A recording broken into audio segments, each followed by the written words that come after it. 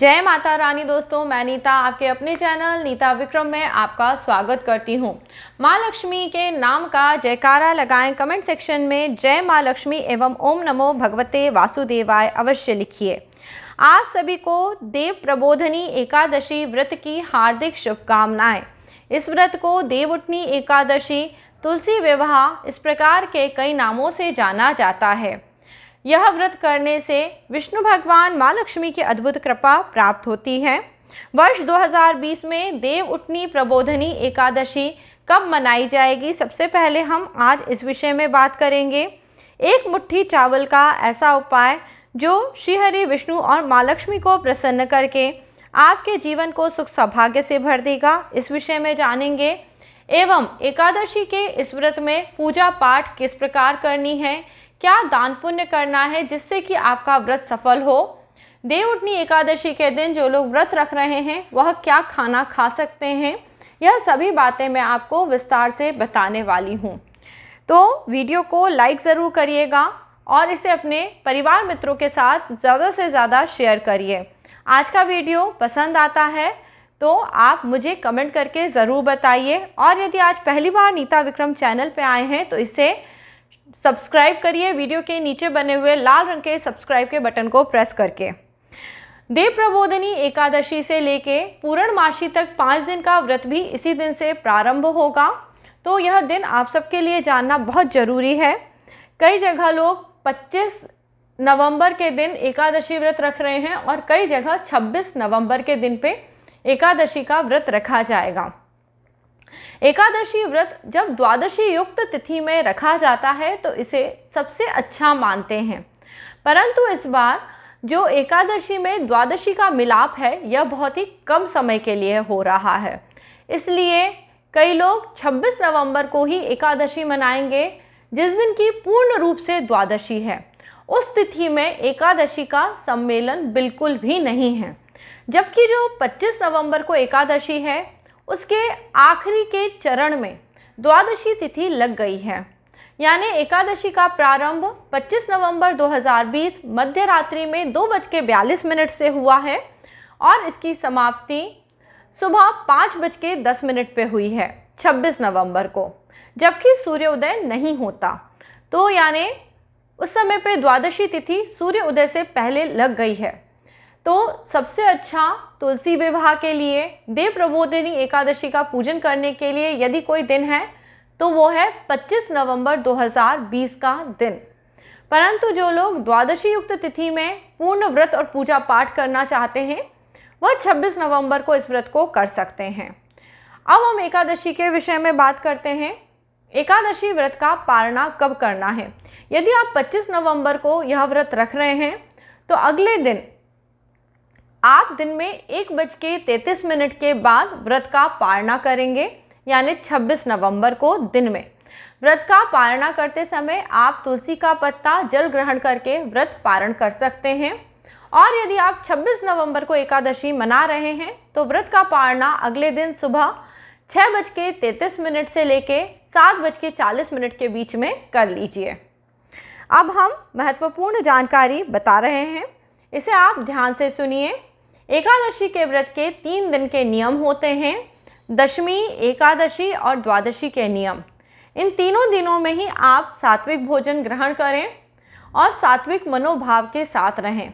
किसी की निंदा करना, किसी की बुराई इत्यादि करने से आपके व्रत का जो पुण्य फल है वह शून्य हो जाता है। आप इस दिन पे सात्विक भोजन ग्रहण करें। दशमी की तिथि में जौ, गेहूँ, शुद्ध घी, सेंधा नमक से बना हुआ भोजन ग्रहण करें। और इसी प्रकार द्वादशी तिथि में ही जौ, गेहूँ, मूंग की दाल, शुद्ध घी, सेंधा नमक का भोजन ग्रहण करें। एकादशी के दिन पे पूर्ण रूप से व्रत रखें, हो सके तो नमक भी ग्रहण नहीं करें। कई लोग इस दिन पे जल भी ग्रहण नहीं करते हैं। परंतु यदि आपका शरीर साथ नहीं देता तो आप उपवास के आलू खाकर, कुट्टू के आटे की पूड़ी खा के व्रत रखें, वरना फलाहार लेके इस व्रत को अच्छे से रखा जा सकता है। सबसे महत्वपूर्ण बात है कि इस व्रत में आप श्री हरि विष्णु को किन किन चीज़ों का भोग लगाएं। इस व्रत में दूध से बनी हुई मिठाई, सिंघाड़े, आलू, फल इत्यादि का भोग आप श्रीहरि विष्णु को लगा सकते हैं। और काचरा, ये राजस्थान में मिलता है, इसका भी भोग लगाया जा सकता है। श्रीहरि विष्णु भगवान का और तुलसी माता का इस दिन पे पूजन करा जाता है।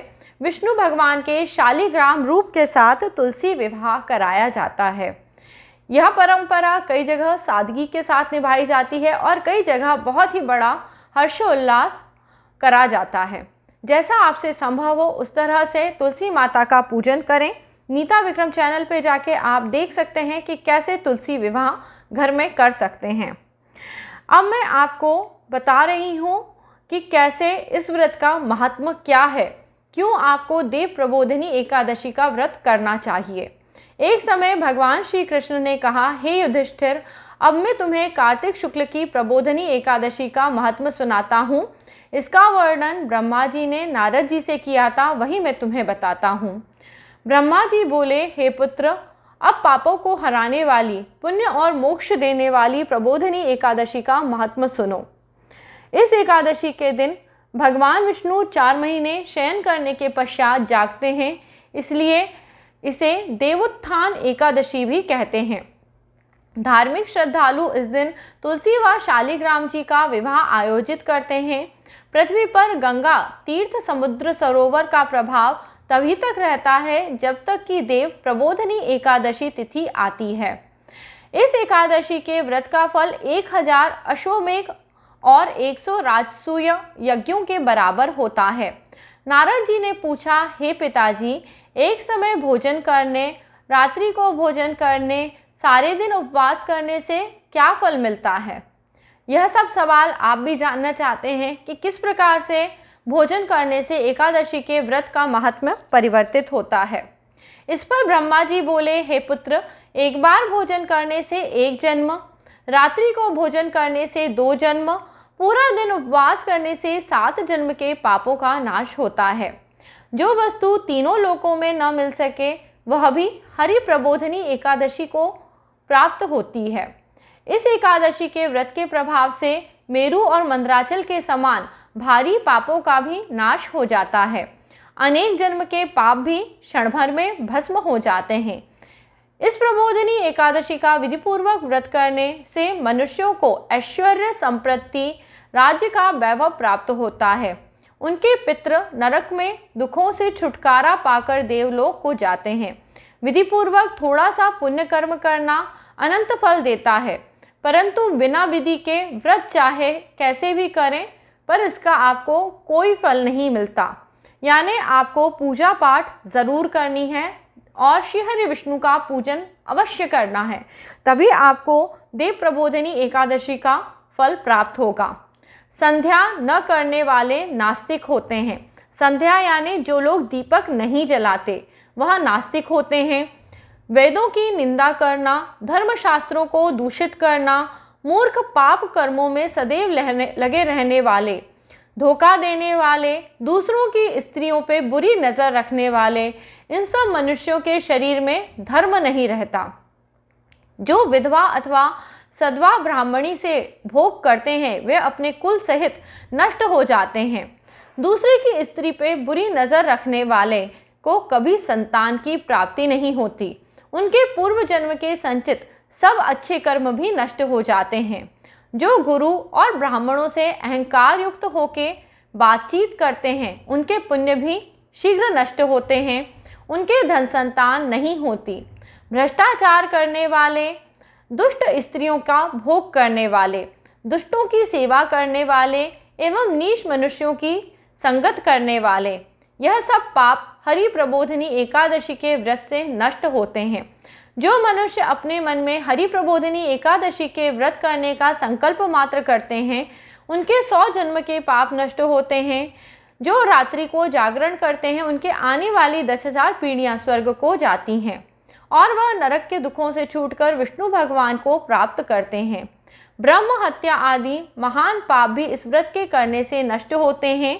जो फल समस्त तीर्थों का स्नान करने से, गौ माता स्वर्ण भूमि का दान करने से प्राप्त होता है, वही फल प्रबोधिनी एकादशी के रात्रि में जागरण करने से मिलता है। हे मुनि शार्दुल, इस संसार में उसी मनुष्य का जीवन सफल है जिसने हरि प्रबोधिनी एकादशी का व्रत किया है।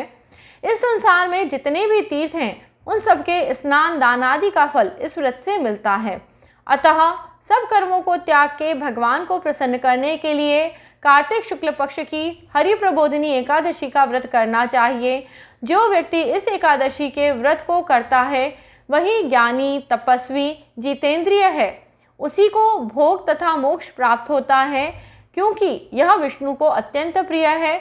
मोक्ष के द्वार को बताने वाली, उसके तत्व का ज्ञान देने वाली, इसका एक बार ही व्रत करने से मनुष्य मोक्ष का अधिकारी हो जाता है। मन, कर्म, वचन तीनों प्रकार के पाप इस रात्रि को केवल जागरण करने मात्र से नष्ट होते हैं। हरि प्रबोधिनी के दिन जो मनुष्य भगवान को प्रसन्न करने के लिए स्नान, दान, तप, यज्ञ आदि करते हैं वह अक्षय पुण्य को प्राप्त करते हैं। हरि प्रबोधिनी एकादशी के दिन व्रत करने से मनुष्य के बाल, यौवन, वृद्धावस्था में किए हुए सभी पापों का नाश होता है। इस एकादशी को रात्रि जागरण का फल चंद्र सूर्य ग्रहण के समय स्नान करने से 1000 गुना अधिक होता है। अतः हे नारद, तुमको भी विधिपूर्वक यत्न करके इस व्रत को करना चाहिए। जो कार्तिक मास में धर्मपरायण होकर अन्न नहीं खाते उन्हें चंद्रायण व्रत का फल प्राप्त होता है। कार्तिक मास में भगवान दान आदि से इतने प्रसन्न नहीं होते जितने कि शास्त्र की कथाओं को सुनने से होते हैं। कार्तिक मास में जो मनुष्य भगवान विष्णु की कथा का एक या आधा श्लोक भी पढ़ते हैं, सुनते हैं, सुनाते हैं, उन्हें 100 गौदान का फल मिलता है। अतः सब कर्मों को छोड़ के कार्तिक मास में कथा पढ़नी सुननी चाहिए। जो कल्याण के लिए कार्तिक मास में हरि कथा कहते हैं वे सारे कुटुंब का क्षण मात्र में उद्धार कर देते हैं। जो नियम पूर्वक हरि कथा सुनते हैं वे 1000 गौदान का फल पाते हैं। विष्णु जी को जगाने के दिन जो भगवान की कथा सुनते हैं वे 7 दीपों समेत पृथ्वी के दान करने का फल पाते हैं। जो मनुष्य भगवान की कथा को सुनकर कथावाचक को अपने सामर्थ्य अनुसार दक्षिणा इत्यादि देते हैं उनको सनातन लोक की प्राप्ति होती है। ब्रह्मा जी की यह बात सुन के नारद मुनि ने कहा, भगवान, एकादशी व्रत की क्या विधि है, इसे किस प्रकार के फल की प्राप्ति होती है, यह सभी मुझे विस्तार पूर्वक समझाइए। ब्रह्मा जी कहने लगे, हे नारद, ब्रह्म मुहूर्त में जब 2 घड़ी रह जाएं, यानी जब भी सुबह हो उसके 40-45 मिनट पहले आपको उठना है और अपने घर में अपने आप को स्वच्छ करना है। सभी प्रकार के दंत धवन, स्नान इत्यादि कार्य इसी समय पे करे जाते हैं। स्नान के जल में नदियों के तीर्थ का जल डाला जाता है, आंवला डाला जाता है। यह जल माँ लक्ष्मी का आशीर्वाद रूप में आपको शुद्ध करता है। इस दिन पे नदी, तालाब, कुएं, बावड़ी इत्यादि में रहकर जल से स्नान करना चाहिए। फिर भगवान विष्णु का पूजन करके कथा सुनने का और व्रत का नियम ग्रहण करना चाहिए। इस समय पे भगवान से विनय करें, हे भगवान, आज मैं निरा आहार रहकर व्रत करूंगा, दूसरे दिन द्वादशी को भोजन करूंगा, आप मेरी रक्षा कीजिए। तत्पश्चात भक्तिभाव से व्रत करें। रात्रि में जागरण करके भगवान के आगे नृत्य गीत आदि करना चाहिए। प्रबोधिनी एकादशी के दिन लोक को त्याग कर पुष्प, फल, अगरबत्ती, धूप आदि से भगवान का पूजन करना चाहिए। आपकी जैसी सामर्थ्य हो उस अनुरूप आपको श्री हरि विष्णु का पूजन अवश्य करना चाहिए। शंख के जल से विष्णु भगवान को अर्घ्य देना चाहिए। इसका फल सभी तीर्थों में करोड़ गुना होता है। हे मुनि श्रेष्ठ, जो मनुष्य दिव्य अगस्त्य के पुष्पों से भगवान का पूजन करते हैं उनके आगे इंद्र भी हाथ जोड़ के खड़ा होता है। तपस्या करके संतुष्ट होने पर हरि भगवान वह फल नहीं देते जो अगस्त्य के पुष्पों से अलंकृत करने से देते हैं। जो कार्तिक मास में बेलपत्र से भगवान की पूजा करते हैं वे मुक्ति को प्राप्त होते हैं। हे वत्स, कार्तिक मास में जो तुलसी और मंजीरी से भगवान का पूजन करते हैं उनके पिछले अनेक जन्मों के पापों का नाश हो जाता है। तुलसी दर्शन, स्पर्श करने से, कथा कहने से, नमस्कार करने से, स्तुति करने से, तुलसी जी का रोपण करने से, सींचने से, प्रतिदिन पूजन सेवा आदि करने से युग पर्यंत विष्णु लोक मिलता है। हे मुनि रूपी, तुलसी की जड़ों को जितना अधिक विस्तार होता है, उतने ही तुलसी का रोपण करने वाले व्यक्ति के पुण्यों का भी विस्तार होता है। जो कदम्ब के पुष्पों से श्री हरि विष्णु का पूजन करते हैं वे कभी यमलोक को नहीं जाते हैं। जो गुलाब के पुष्पों से भगवान का पूजन करते हैं उन्हें अनन्य पुण्य की प्राप्ति होती है।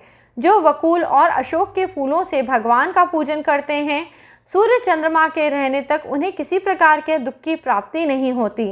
जो मनुष्य सफ़ेद लाल कले के पुष्पों को भगवान पे चढ़ाता है उस पे भगवान अत्यंत प्रसन्न होते हैं।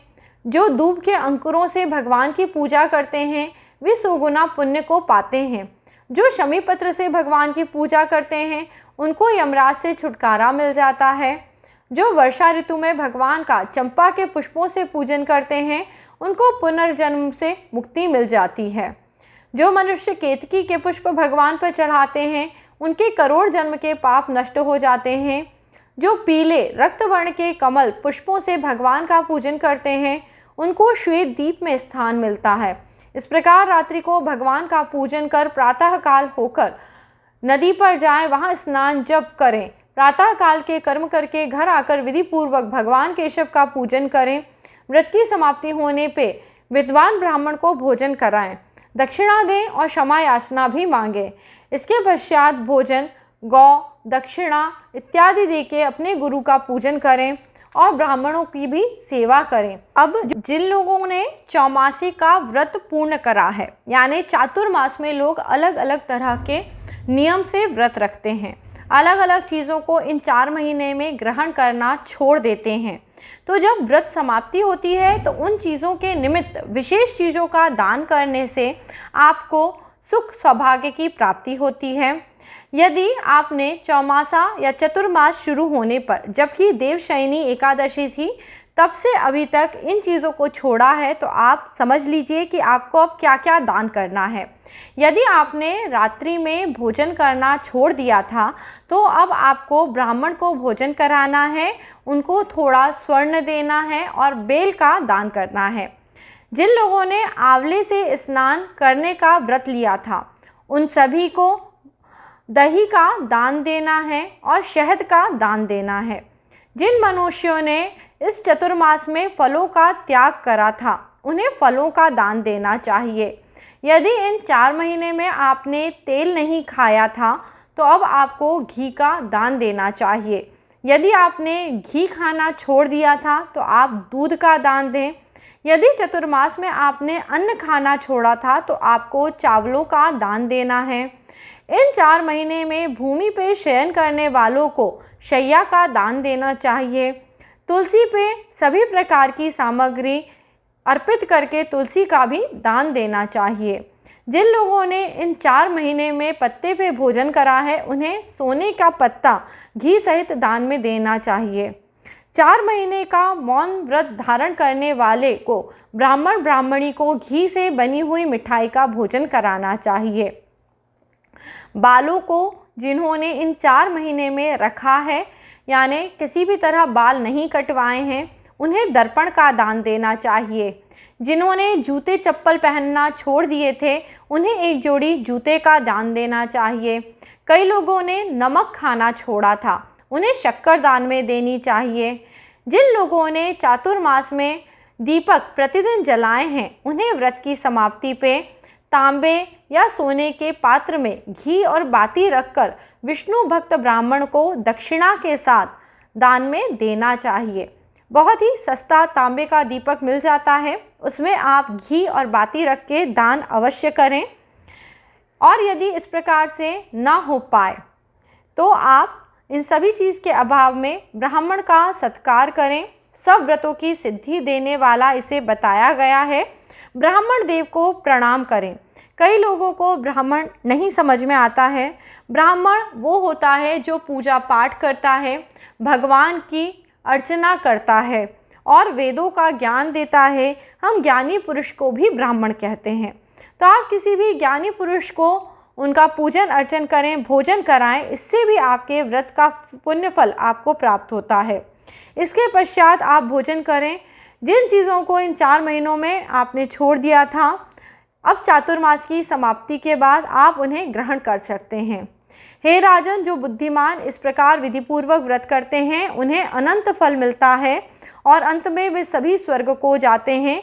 जो मनुष्य चातुर्मास व्रत निर्विघ्न संपन्न करते हैं वह कृत्य हैं, फिर संसार में अब वो जन्म नहीं लेते। परंतु यदि किसी कारण आपने चातुर्मास में व्रत लिया और आपका व्रत भ्रष्ट हो गया है या आपका व्रत किसी प्रकार से भी नष्ट हो गया है तो आपको इसके लिए क्षमा याचना ज़रूर करनी चाहिए।